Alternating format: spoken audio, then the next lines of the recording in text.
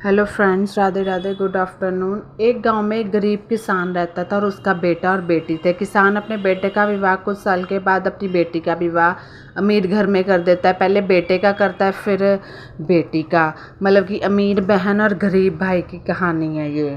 दोनों भाई बहन की कहानी है। बेटी तो बहुत अमीर घर में गई थी और उसके घर में नौकर चाकर काम करते थे। किसान अपने दोनों बच्चा का विवाह करके इस दुनिया से चला जाता है और बेटी को तो धन की कमी नहीं थी, लेकिन जो बेटा बहुत गरीब था, किसी तरह खेती मेहनत मजदूरी करके अपने परिवार का पालन पोषण करता था। उसकी पत्नी भगवान भोलेनाथ की बहुत बड़ी भक्त थी। गरीब होने के बाद भी भगवान से कोई शिकायत नहीं करती थी। उल्टा जो गरीब होता है या अमीर, आजकल तो कुछ है ही नहीं, वह थोड़े में ही गुजारा कर लेती और अपने परिवार के साथ खुशी से रहती थी। वही उसके पति की बहन जो थी, वो बहन धन ज़्यादा होने के कारण थोड़ी घमंडी सी हो गई थी, क्योंकि उसको लगा था कि मैं अपने भाई से अमीर हूँ। वह अपने भाई के गरीबी के कारण उनसे कोई रिश्ता नहीं रखना चाहती थी और उसकी बहन धन के घमंड में इतनी चूर हो गई थी कि अपने भाई को देखना तक पसंद नहीं करती थी। तो समय बीतता गया। जैसे समय बीतता गया तो और बहन के जो ननंद की शादी पड़ी और उसने अपने भाई को बुलाया तक नहीं। किसी तरह उसके भाई को पता चला और वह बिन बुलाए ही बहन के घर शादी में चला जाता है कि बहन ने तो नहीं बुलाया, लेकिन फिर भी वो चला जाता है। वहाँ क्या होता है, शादी में बहन उसको देखते ही अपने नौकरों से कहकर घर से बाहर ही लौटा देती है। भाई भूखा प्यासा रोते हुए जा रहा था, तभी रास्ते में उसको एक बूढ़ी माँ मिलती है, कोई औरत मिलती है या बूढ़ी माँ मिलती है। तो बूढ़ी माँ उसको उन्होंने उस भाई से पूछा, बेटा क्यों रो रहे हो? इतने में वह अपनी सारी दुखदाई कहानी बताता है। तो बूढ़ी माता ने उसे समझाकर चुप होने को कहती है। तो बूढ़ी माता जी गरीब किसान के बेटे से कहती है, मतलब इतना रो रहा है कि यहीं पास में मेरा बगीचा है, चलो कुछ खा के आराम कर लो।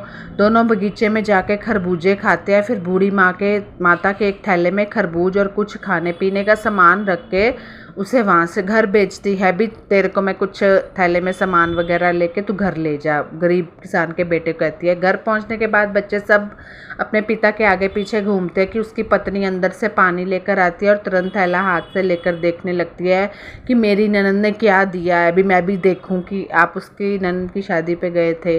बेचारा भाई वहाँ से चला जाता है। उसकी पत्नी जैसे ही उस खरबूज को काटती है खाने के लिए, उसमें बीज की जगह हीरे मोती चमक रहे होते हैं। तो वह बहुत खुश होती है देखकर, इतनी खुश हो जाती है कि उसको लगता है कि अपने पति के पास जाकर कहती है कि दीदी को हमारी गरीबी देखी नहीं गई, इसलिए इतने सारे धन दी है। बेचारा किसान भाई भी सोच में पड़ जाता है कि उसने तो अपने नौकरों से कह के उसको घर भेजने के लिए कहा होता है, उसकी बहन अमीर ने बहन ने, और किसी से कुछ नहीं कहता। और बेचारा भाई भी बहुत धनी और पैसे वाला हो गया। अब भाई के अमीर होने की खबर जब उस बहन को पड़ती है तो धन के घमंड में चूर रहने वाली बहन को पता चलता है, तो वो उनसे मिलने आ जाती है, यानी कि अपने मायके आती है।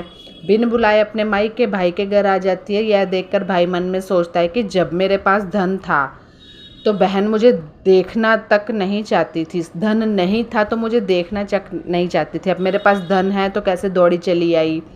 फिर भी वह और उसकी पत्नी ने उसका आदर सत्कार करते हैं। कुछ दिन बाद बहन को ससुराल से बुलावा आ जाता है और उसके भाई और भाभी अच्छे कपड़े मिठाई कुछ उपहार देकर उसको भेज देते हैं।